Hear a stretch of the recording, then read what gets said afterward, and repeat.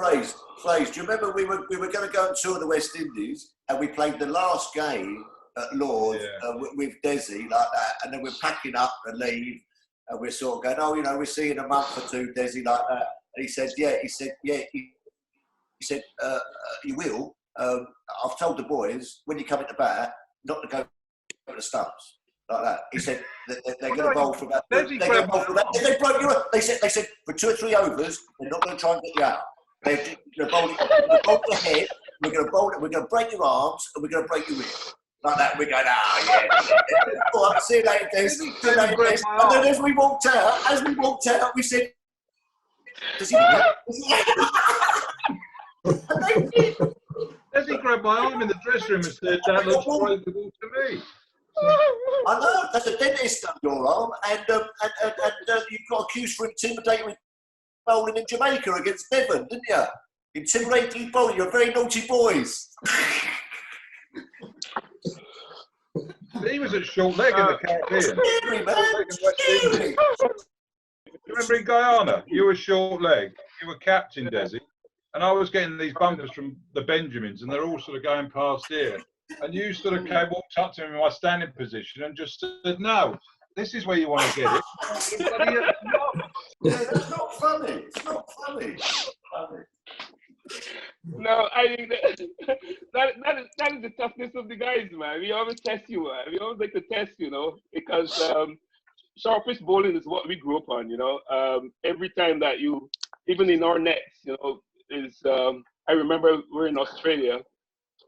And I was just messing around because I only bowl a new ball in the nets because then I could do a little bit with it and bowl a short ball. And Sylvester Clark came out to bat, and I ran in the indoor nets at Melbourne and drive a short ball, and Sylvester got a top edge and hit him on his mouth. And Sylvester looked at me and tell me, "Youngster, you draw first blood." I said, "Oh, Jesus." So I figured, well, you know, this is going to be fun. So we went to Perth the next trip, and the Perth at the time that year was having some problems with the wicket. All the surfaces were cracking a lot. So we were in the nets, and I waited to see where Sylvester Clark was marking out his run. So I said to Gordon, "You go over the other side and take to the angle and handle the other guys to the end." So Gordon said, "No problem." And Gordon gone over the other side of the net, and then Sylvester Clark realized that I switched, and he switched too. And I tell you what, you know, and Lloydie and those guys had to come and stop it, you know. It was like, I said to Lloydie, "This man is going to kill me. I need some protection here, fellas, help," you know what I mean? Because even if the ball was outside the off stump, it was nipping back and off of the cracks and coming at my head. And he did not bowl one ball up to the bat. So I said to him, "Let's have a peace truce." He said, "No, you hit me, I won't hit you back." You know what I mean? Embers? It's short balls. Yeah. Embers? Yeah. Ramps, you might... Sorry, I just wanted to add, you know, about Desi and Gat, you know, as a young player for Brownie and Mickey and myself, you know, coming into the dressing room, to have 2 world-class players, you know, the captain of England there, and Desi is part of this magnificent West Indian opening partnership. You know, to have 2 great players to talk cricket with, to bat with at the crease, it was just fantastic. You know, we were very, very lucky. And mind you, sometimes we weren't as disciplined as we should have been. I do remember at Derby when Gat was batting on an atrocious wicket that actually got docked 25. And he called for a runner. He got up to about 90, and he called for a runner. Eddie and I were engrossed in a game of last card, which we... You know, Rosebery was supposed to be 12th man. Yes, we probably shouldn't have been playing at the time. We probably should have been watching the cricket. And Gat was fighting his, fighting his socks off and called for a runner anyway. There was no runner, padded up. Kept on. It wasn't a runner, Ramps. It was a chest pad. Oh, it was a chest pad. It was a chest pad because it was Kim Barnett. I wanted his chest pad because old Mortson kept running in and hitting me under the heart. And he said, "I'm going to hit you again, man. I'm going to hit you again." He said, and I said, "I need a guard." And I couldn't get, Mickey, I think, was 12th man. We were all busy. We were busy. I went, you know, can I have a chest guard? Yeah, but eventually you got out. Eventually you got out, and we still hadn't run the chesty out, and no. You weren't best pleased. Let's put it that way. Mickey had a good hand. Mickey had a good hand. you remember, Gath? You remember that time at Lords where I think you'd come back from the Rebel? You know, I was going to bring that Rebel up because it was Australia. It was against Australia in a one-day match. Gussie had got the pin. Gussie had got the pin before because I made him bowl about 12. It was about 50 over game, and I left him till last, and he had to bowl about 8 or 9 overs in a row, and he got really upset because we were doing quite well, and Gussie copped the pin. So I got an earful from him about bowling so many in a row, and I bowled 8 to the last 10 at one end. You bowled bloody well though. You remember when I went fantastic. Matthew Hayden told me everywhere. God. Lost 10 at one end. Well, hey, anyway. God, do you remember that game when you got a few runs? I think I was in with you, and you got run. Yeah, I got run out. That was that game, and I came in afterwards, and I looked at the door, and I came in the dressing room, and I said, "What the hell's happened there?" And Fraser and Embry were laughing. I said, "What's happened?" He said, "Can't believe what Gat said about you in here. He's gone ballistic. You ran him out, spot his chances to get back in the England team, and now he's gone to hospital with a severed arm." That's right. I did. You did, didn't you? You went around and you severed your arm. Yeah. You forgave me the day after. Alan Donald at Warwickshire. Would you consider that to be one of your best innings you played? I suppose it would have been. I mean, I'm not. I mean, I've never seen a guy cut and pull like that at all. I tell you what. It was a slow wicket. You know. Well, I'm not too sure if anything that Donald goes on slow. No, he was great.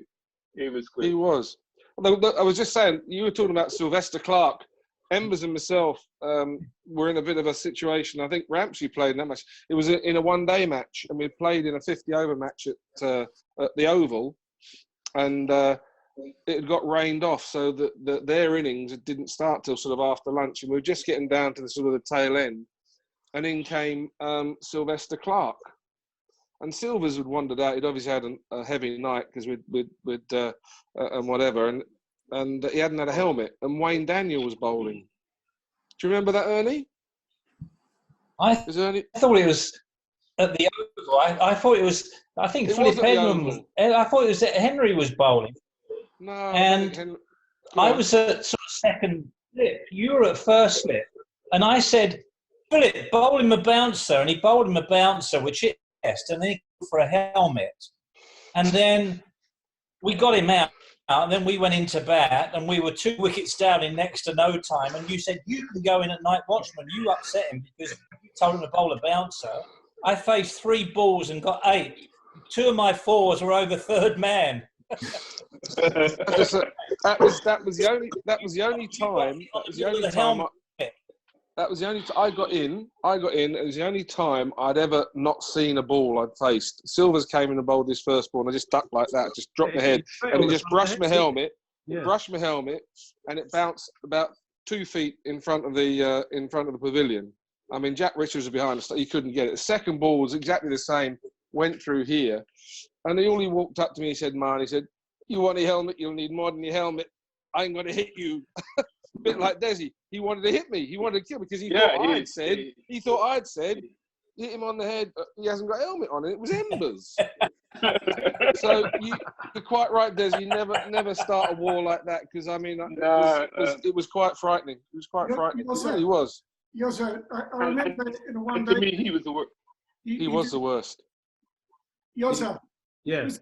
Do I remember right at the Oval? He tried to kill you as well at the end of a one-day match, and yeah, he bounced you, went over Jack Richards' head, 4 byes, and we walked off having won the game. It was. I backed away. We needed 8 to win, and I backed away, and because I knew he was going to bowl short, and got a sort of top edge over the keeper's head for 4. So he was furious. So 4 to win, and I backed away again, thinking, yeah, he's going to follow me. He's going to try and bounce me. And he went to try and hit me, but it went so far to the leg side that the keeper, Jack Richards, diving full length, couldn't get anywhere near it. That's the end of the game. 4 wides. And I just remember I was in the bar afterwards, sort of relieved that I hadn't been killed, buying a few drinks, and there was this sort of feeling in the back of my neck like this on my jumper, And I turned around and it was Sylvester, and he just said to me, "I get you next time." But luckily, he retired after that. Mind you, Yoz, you did have a brush walk in with Malcolm, though, didn't you, Mr. Marshall? I mean, that's a quick one, but I remember going into bat another time with about 10 to win, and slightly disconcerting by the fact that as I walked out at Lords, the fielders, the keeper and Slits were actually nearer to the boundary than they were to the wicket, because Malcolm was bowling from the far end. And I played and missed at 2, needing to try and get a single to get off strike. Played and missed at the 3rd, whistled past my edge, taken about 25 yards back by the keeper. Little tiny click as it went past the edge like that. Big appeal for a catch. But I'm stood there thinking, well, I didn't hit that. And the umpire's giving it not out. Malcolm is standing about a yard away, and his, the veins on his temples are sort of throbbing like this, and his eyes are glazing with pure hatred. And I'm thinking it's okay, it's still 9 to go, 8 to win. And then I'm thinking, well, 3 of those balls are going to be bowled by Malcolm Marshall. So I just walked off. I couldn't stop my feet from taking me all the way back to the pavilion, into the dressing room. And I thought, well, at least I'll get back to the dressing room. And, when you get into the dressing room, you're either getting well played or bad luck. If you played well, you get a good sort of little pat on the back by the captain. And if you haven't played so well, people just say, bad luck, great effort. So I get into the change room thinking, well, at least people are going to go, good effort, well tried. Total dead silence. Then eventually Gat says, well, did you hit that? And I said, well, I don't know. I don't think so. And a voice from the back of the room said, I think his arsehole fell out. And that is a good segue into the man who said it, which was Jamie Sykes. Oh dear. Tuppers. A little bit about Jamie Sykes. Well, that was Sykes. Going out. He was a good lad. He was a good lad, Sykes. Just quickly talking about that, I remember Malcolm Marshall bowling at Gus at Southampton. And we were all saying, back and across, back and across, back and across, right, back and across. And Gus was going, as he was running in, I could see Gussie mouthing it, back and across, back and across, back and across. He got back and across. The bat was still up in the air, and it hit him under the knee roll. You know what I mean? And he set off for a single and collapsed. He could have walked. He followed through and just took the bails off. My leg went dead. He hit me right in the kneecap. Oh, funny. Embers, you were going to talk about Sykesy. No, not Sykesy, but Yozza. Just from Yozza batting at Trent Bridge, and I went out to bat, and I didn't read it until it rolled a condom onto my bat handle. Oh, yeah. And I've got my gloves and the bat. I'm wondering why the bat was twisting in my hands, and I've realised I've got a condom on the bat handle. I've taken it off, and I've gone berserk. I've only got one bat, and I've only got one pair of gloves. I couldn't hold the bat, and the bloody bat's twisting around in my. I went absolutely ape about it. I know. It was me who did it. Yeah, and the other time that I remember was winning the championship. When we won the championship, I think in 1993, we were at Worcester, and we'd already won the championship when we went to Worcester for that match. And I remember when Tuffers went into bat, Mickey said, I bet you can't hit the first ball, or bet you can't hit the first ball for 6. I'll give you a bottle of champagne. Yes. And Tuffers went in, and the first ball he faced from Lampard went straight over extra cover for 6. And the dressing room, yeah, but we'd lost by an innings and 100 runs, and we all on the balcony going. That's right. That's the best game that I've played in for Middlesex, right? I just wanted to record this as well. We were both first and second. Middlesex were leading, Glamorgan the second. The points were very close. Viv Richards, Alan Dale, his name is Dale, I can't remember. Adrian Dale, right? They both made doubles or 100 big. I can't remember the right now. Doubles, both doubles. Glamorgan made 580-something runs. I will never, ever forget that. Playing at Safari Gardens, I think that was the place, near the graveyard. we went out to bat. Gats made a double. I will never forget that either. That was a really good knock by Gats. And we got 5. Ember's got 160. Ember's got 100. Night Watchman, Desi. Yes, Ember's got 100. That's right. And we got 560 something or something like that, and declared, right? And Brownie got 50. We beat Glamorgan with time to spare. Yeah. I always say that every time I see Viv, I ask Viv if you remember that game. I talk about that, and that's where Tommy Radford came to fame in the Caribbean by saying that he was 12th man in that game. So it was a situation where that Tuffles bowled them out in the second innings. Yeah. I got Viv. I remember. We only had about 100 runs to win, and we knocked them off without loss. And the game finished with time to spare. And that's where Viv, you said you've upset Viv. That's right, he did. You said, Tuffles, you've upset Viv, he's coming up the dressing room. He couldn't get packed quick enough. He wanted to take one of the cars home. Because I got his first ball. Because he went stop, and Gus was in, and I said, "You want him moved an inch or something like that?" And I thought, "Why have I just said that?" And then I got his first ball called short leg. John Carr. John Carr. Yeah, that's right. Yeah, John. Yeah. You pulled out though, Cat, didn't you? Yeah, I did. I said, Are you ready now, Viv? Are you ready? Are you ready? And tough as He you did got come in. You remember that game? Come in. He did come in. He came in. Come in. And I went, He did come in. That. He sort of went. He just sort of went. He sat down next to me like that. He went, "Yeah, we'll go." I go, Brownie, don't leave. Brownie, don't leave. I'm just looking at that game now.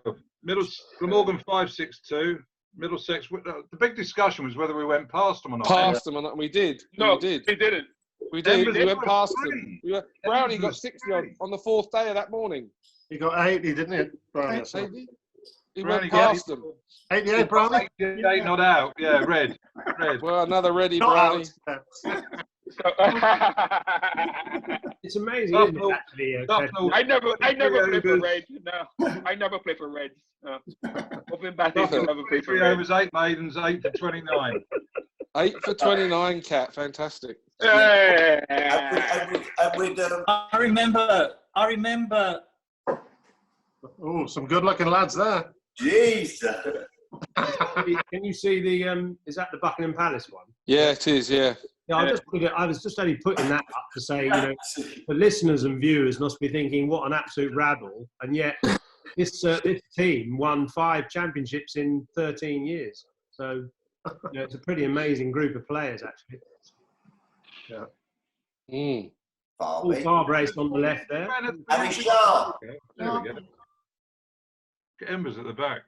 Sharpie. Sharpie, yeah. Good boy. Good boy. Oh, Shafi scored a lot of runs, mate. That's another one there as well. There's one of us outside Buckingham Palace. The whole crew. Nice. Amazing. Joe Hardstone. Who's that far left? Who's that far left? Mike Murray. Mike Murray. Desi, 2 things I wanted to pick up on that you said. One, what does Viv say back to you every time you mention that game? Yeah, every time I see him, I said, "Do you imagine you make a double 100 in the game and you still lost the time to spare?" No.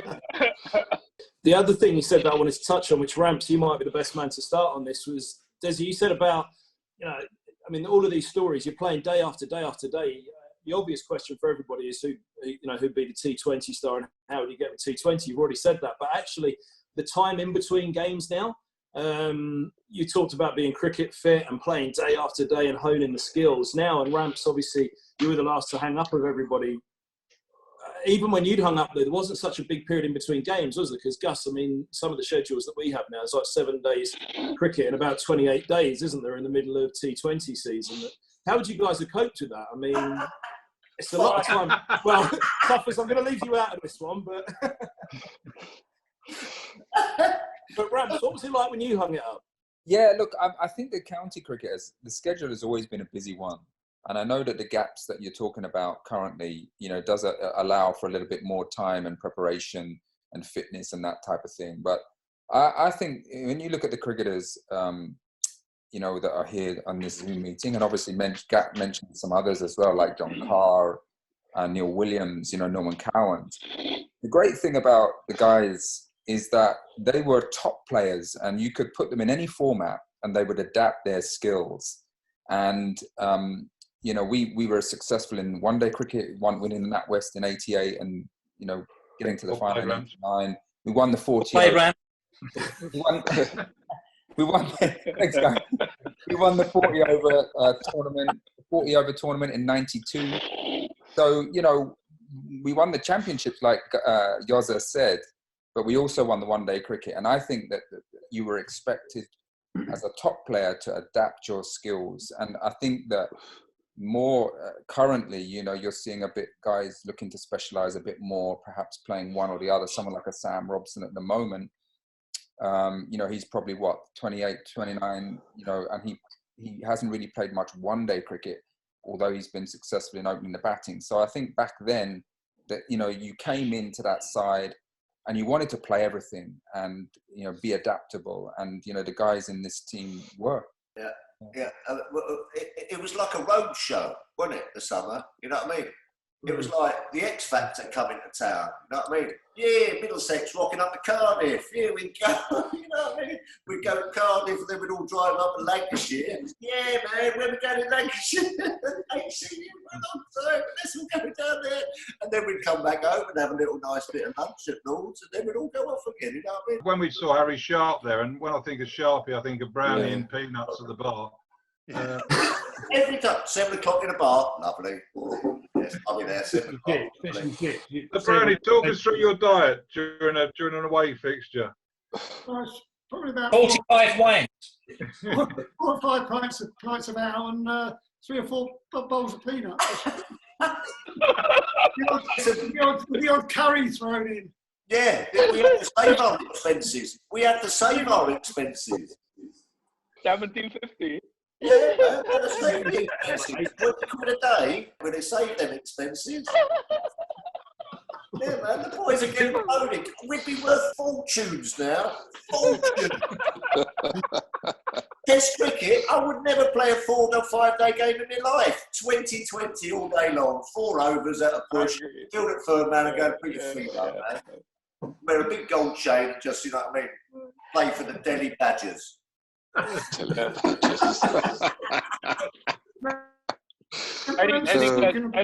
that's something that you're going to have to look at very seriously, though, because I know it's here in the Caribbean, and I can sense it in England as well. Whereas that a lot of players now, a lot of young players now, want to gravitate towards the shorter version of the game because that's where the money is. You know what I mean? Until you start looking at making Test cricket more attractive for the players are going to just try to stay away from Test cricket as much as they can because they see the opportunities out there for the shorter version, and that's where it's heading. I mean, we obviously might be purists, and we might probably think that, look, we like the longer version of the game, and we think it's good for developing and so forth. But it's very hard to stop the youngster from going after the dollar. And in your situation, the pound. Yeah. Ramps, how do you? I mean, say if you were playing still, I guess you'd still value a 4-day or a Test match century above, you know, a brilliant 80 not out in a short format game. But how do you tell the next generation to value the longer format and keep them interested in it? Well, it's a good question, you know, and I mean, people always ask me about, oh, wouldn't you rather have played now than when I did? And I say, no, absolutely not. I loved playing when I did, especially this era that is on, you know, when I look at the fondest days of my career, it would be this era that we're talking about. And, you know, I think that everyone, all our young players, you know, Brownie and Mickey, when we come into the Middlesex dressing room, we all knew that we wanted to aspire to be very good first-class cricketers because that's the ultimate test. You know, when the ball moves, that's when you've got to show your class. That's when you've got to be a really good player.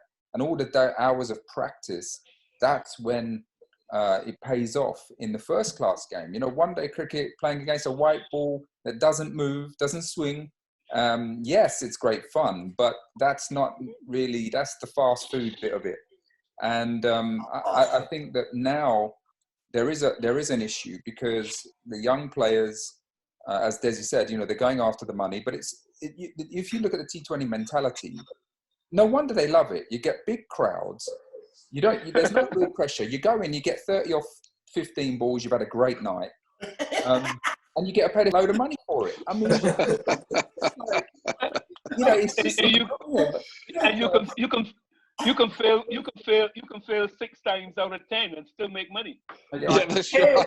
I just worked out that Sam Curran got 800,000 last year from one of the IPL teams, and I worked it out. He bowled 33 overs in that tournament, so he was being paid £4,000 an over.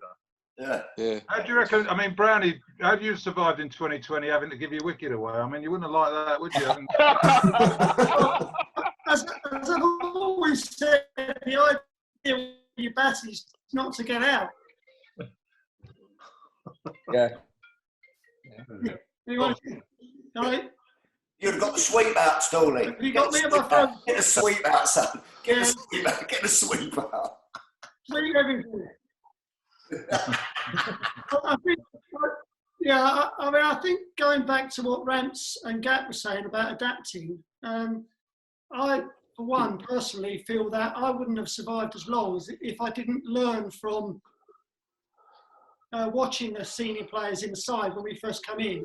And you had to learn pretty quick because it was a harsh dressing room. You must have been watching me too much, Brownie. Yeah, I was watching that fall over sweep. Yeah.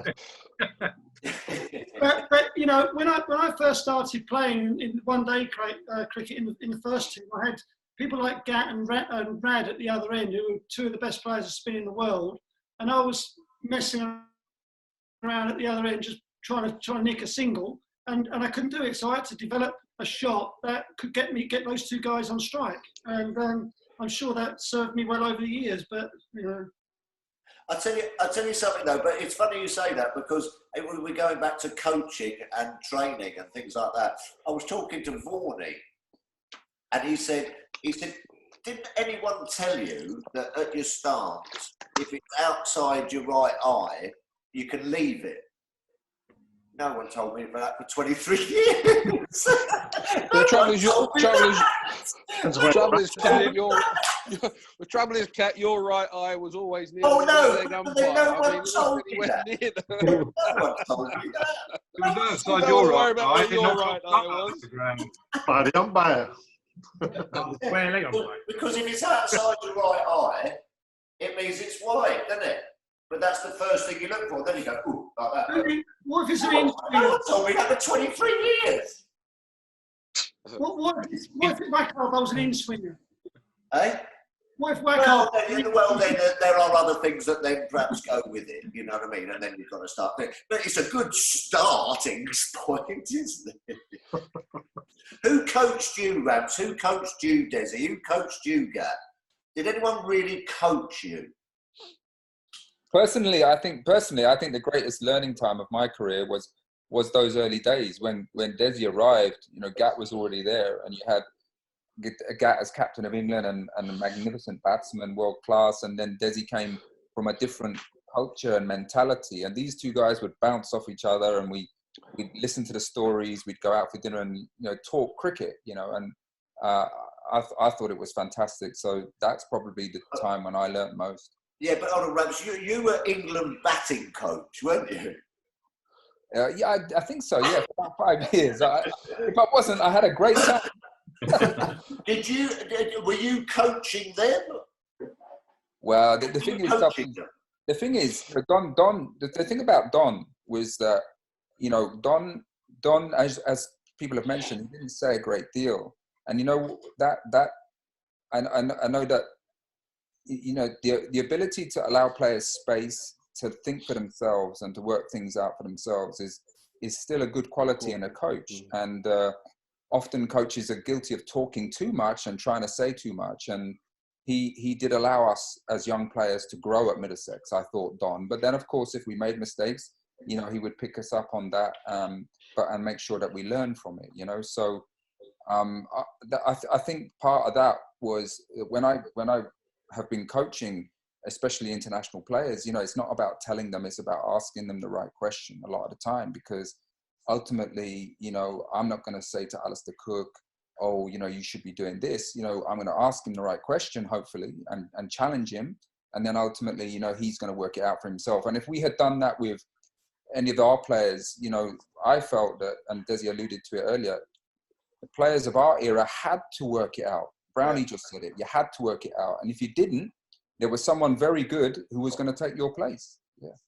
I think the coaching, though, is really, I think it's overdone. I think people are overcoached now, because the reason why I'm saying that is that I believe that a lot, when you're coaching an international side, right, you can't be talking about technique and all that. I think that those people there, right, are good enough to be there.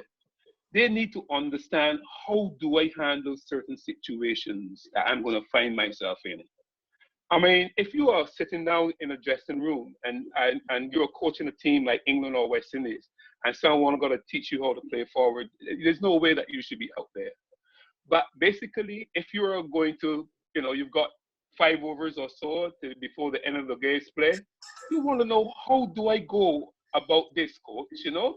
And then even if you make a mistake, then you want to be able to talk to somebody to say, listen, look, you were probably too negative. You tend to worry too much about tomorrow instead of just playing ball. You know what I mean? And then you can learn from that experience. The next time I only got 5 minutes to bat, and I know for sure it's going to come on, I'm worried about tomorrow's play, I am still going to focus much on the ball, because that's the only thing that is going to get me out and help me to survive the next day.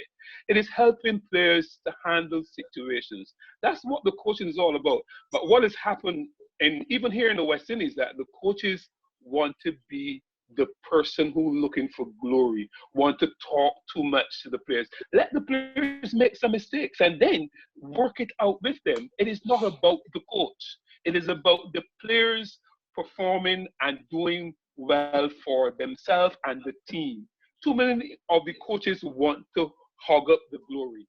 And that is not coaching. Coaching is letting people go and make mistakes. We learn from each other, but we had to make mistakes. You had to flash that one outside the off stump. You had to edge it, then to realize, listen, look, come on, man, that was too wide, man. Let me leave alone the next time. You just don't become good by people in your ears telling you what you should do or what you should do. You have to experience it, man. You know. I can remember. I hope I get it. Oh, mate. That's my piece on coaching. I hope I get a job on the West Indies coach now. Good luck. Good luck with that, Desi. I agree with what Ram said there about learning. I got no chance. When we were in the dressing room, I agree with that, Rams, with learning off Gat and Desi, the banter, the environment. You learn more from that than necessarily going in the nets. You learn how to play certain situations, different times against spinners and fast bowlers. I think that's a really good point and absolutely correct. We learned all sorts of other things as well, mind. Learned how to drink good red wine with Gat, obviously. Remember that? Gat barbecue. We were playing Glamorgan. We were at, what was that nice restaurant, Gat? No, Le Monde. Yeah, I think actually just opened again. It might be Gus, Desi. I think it was 4 of us there. And Gat ended up, or Tuppers, I can't remember who it was, but ordered, what was it, a bottle of Volney or something, Gat? Was it a bottle of Rioja? It was a Rioja. Very nice. Yeah. It wasn't a bottle, it was a Magnum. That was it, Magnum. It was a Magnum. Anyway, he ended up drinking most of it. And we had to share the bill. It was nice though, guys. We learned a lot of other good things as well. To be fair, it's a great dressing room, great environment, lots of good times, a lot of good banter, and also what was excellent. I always thought, and I tell a lot of people, the banter with inexperienced players coming in could voice their opinion. They might not be right. They're allowed to. There might be an argument, but generally that argument was finished the next day, and we came back and everything was generally as it was. Or at least you could vent your frustration or your opinion. But it was a great environment, great place to grow up in and learn. And take money on the golf course on Desi, that always helped as well. Handicap system was always wrong, man. The handicap gutty. Oh, Lord, God. I enjoyed taking that money off you. Oh, my goodness. You guys are magic, man. I think that was one of Gat's. Gat and Embers were my two sort of like Middlesex, and I think that was one of the very big things for me as well, as you say, because Jesus Christ, we got in a bit of trouble, you know what I mean? We did get in a little bit of trouble, nothing malicious, you know what I mean? We didn't rob anyone or kill anyone, you know what I mean? But, you know what I mean? We upset a few, you know, and I was hauled in, but I'd just like to thank Gat and Embers for actually putting up with me for 20 years, you know what I mean? I might have got a few out for them, but they did, you know, they could have kicked me out every year, really. Team game, Ramsey. A team game, isn't it, Ramsey? Team game. Could you say game? I mean, someone mentioned Jamie Sykes, didn't they? And it was either Tufnor or Jamie Sykes. Was that the decision? That was actually, yeah. Sadly, it was. Yeah, it was. Yeah, it was. Sadly, because you know, Sykesy wasn't a bad cricketer, to be fair. We had Dutchy come in as well, but no, I mean, it was deemed that we could only cope with one of them. Do you remember when we lost against Oxford? Well, when Gussie was setting the field. Gus was captain, wasn't he? Gus was captain. Weeks he had a 6-6-4 offside field. He did to the hospital. I mean, it was fantastic. What happened? It was the day after May Day. It's the day after May Day, and everybody's around the parks. And Gat was captain. He fancied going on the boundary to look at the pretty girls as they were walking round. Mickey got the pin because I'd been asked to captain rather than he had. And I had half a team sulking, half a team disinterested. And Gat set them a bloody generous decoration. And they forward over. Oh, I've got a bit of headache. Hold on, and we got beat by Ireland. We did. Curry, was it Decker Curry? I know. Decker Curry, yeah. Cronje and the bloke who used to break sheep's necks for a living. That's right, for a living, the old butcher. He kept whacking it out of the ground, didn't he? I think we might have had too much Guinness the night before. That never helped. Actually, that happened the year before. Do you remember, Embers, you bowled your 12 in Ireland and then got rained off and you couldn't field the next day. We had to finish the innings. And I think you got Guinness that night and had to stay on the physio's cap while we finished the game. Mind you, even the best teams in the world, the West Indies got beaten in Ireland due to the fact of the Guinness factor, I suspect, as well. Probably not the Guinness, though, Desi, was it? The rum. Oh, it's a duel, it's the rum. Probably that's why I'm bringing out this. So yes. So you boys, let's have a go. I'm sick of a beer now, anyway. About 6, 7 or 8 balls.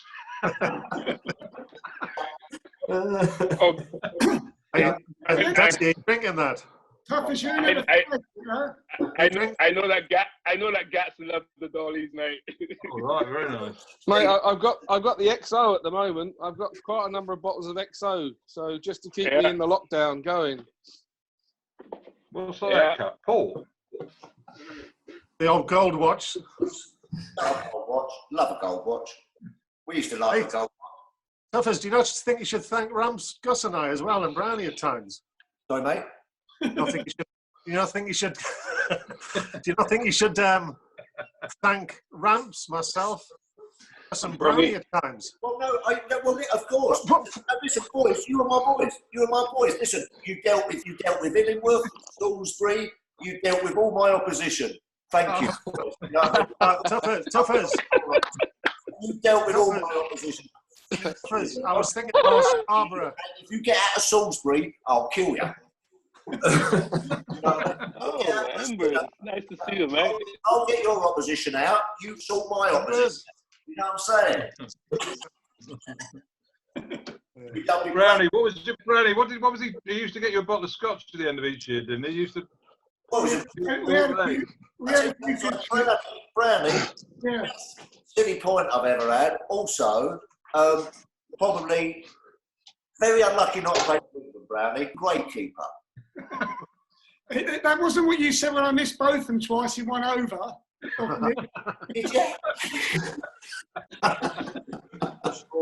Very good keeper. Then green gloves. Where'd you get I've got them. I wear them for gardening now. Gardening.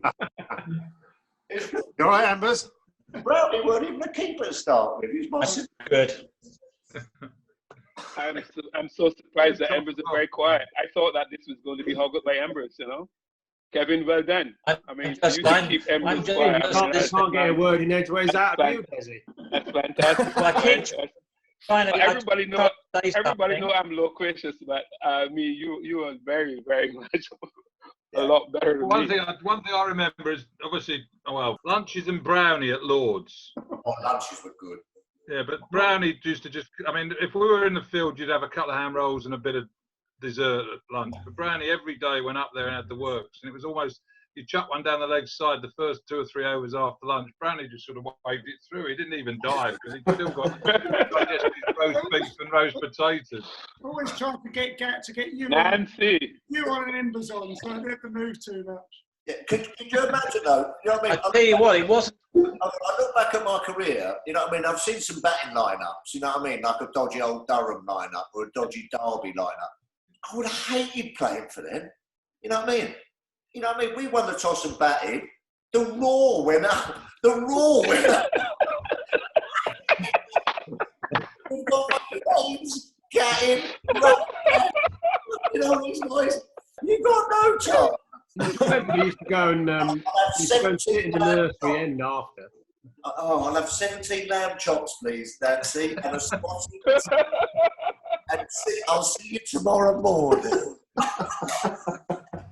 Then we used to go and sit in the nursery end after lunch. I remember going up there with Gus, t-shirt and shorts, with 200 for 2, having a lovely sunshiny sort of afternoon, getting over the lunch. And then suddenly there was a couple of wickets in the middle order, and suddenly we're dashing back to the pavilion, and you can't run around the boundary because the coach is going to see you. You have to run around the back of the stand, and a few times we were running in the dressing room at the back end there, sort of almost next in with a t-shirt and shorts on, which is the one disadvantage about the big lunches and the playing at Lord's. I remember the time that you guys tee up the balls in the dressing room and hit some golf balls through the window, through the door. Yeah, that's right. Yeah. Oh my goodness!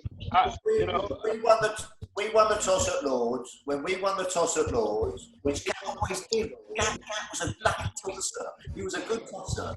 Yeah. He won. Mr. Producer's asking me to wrap this up soon, but one other thing that was on my mind, and it was on my mind before this, but also just listening to you guys now, a lot of the things that we touched on, and Don, and if Ember's internet connection allows, he might be a good man to answer this one as well. But what really brought together the 2 decades, I mean, we've obviously got this decade, the 80s split in 2, 75 to 85, but 85 to 95 as well. What brought together that generation? When you look at other sports, football maybe, you look at Manchester United and the Busby Babes or Fergie's Fledglings. There was the youth team coach at Manchester United, wasn't there, that was really responsible for that class of 92. What was it about these 2 decades of real, dominance of churning out players and trophies for Middlesex? Well, I think the key there was Don Bennett, and as Gus alluded to it a little bit earlier on, that he was a great identifier of talent, but he let that talent develop. He didn't overcoach, and also we had good leadership through Mike Brearley, and then going into Gat in that period as well. And we had a period whereby everything was very stable. If you look at after when Gat had left as captain, there was a little bit of a bit of chaos. I think we've had 15 captains since Gat, which is no stability there at all, and therefore you know that things are not going well. We've had half a dozen bloody coaches as well. So when you have coaches and captains are coming and going, you get no stability. But what we had in those days, we had stability and we had good leadership and we had good players. You don't do it without good players. That's right. Was player identification a big part of that then? So it was you know, seeing a good young player. There was a good period of Middlesex recognising what a good young player was and bringing him through. Yeah, it didn't. It wasn't afraid of playing a young player like Ramps, like Cat, like Gussie. They got a chance very early on, and they were allowed to, if you like, soak up the atmosphere and get into it at an early age, and we hopefully show confidence in them. I mean, and rightly so. I remember Ramps walking out in that final. It was unbelievable, you know, with his cap on and playing that sort of innings, and, you know, Cat bowling, taking over from sort of Edmonds, and people like Gussie throwing him a ball and say, you know, get on with it, and in telling you this is the field I want at sort of 17 almost. But they were allowed to do that. They were allowed to be themselves, I think, and hopefully we didn't put them under too much pressure. Although I know as a youngster myself, just walking out there itself is just amazing as a young kid. And, you know, you were certainly, from Breeze's point of view and the others, they made the youngsters feel a part of the team. And that's one thing I tried to do, is do the same thing, just to allow them to be and feel a part of the team from the outset, that they felt they could say what they needed to say. Oh, gentlemen, thank you very much. I've enjoyed every single minute of it. I know the Middlesex members and fans will, I'm sure of other counties will, especially at this time, really enjoy the time that you've all given up here to share those memories. It's been a great start. And in terms of the trophies one, I think in terms of just the performance in this actual episode, I think all the rest of the decades have got a fair bit to live up to. Cheers, Kevin. Couldn't have done it without you. Yeah, we'll edit that, Cat. We'll edit that. Great to catch up, everyone. Thanks, Take care, everybody. I love you all. Stay safe. Yeah, go well.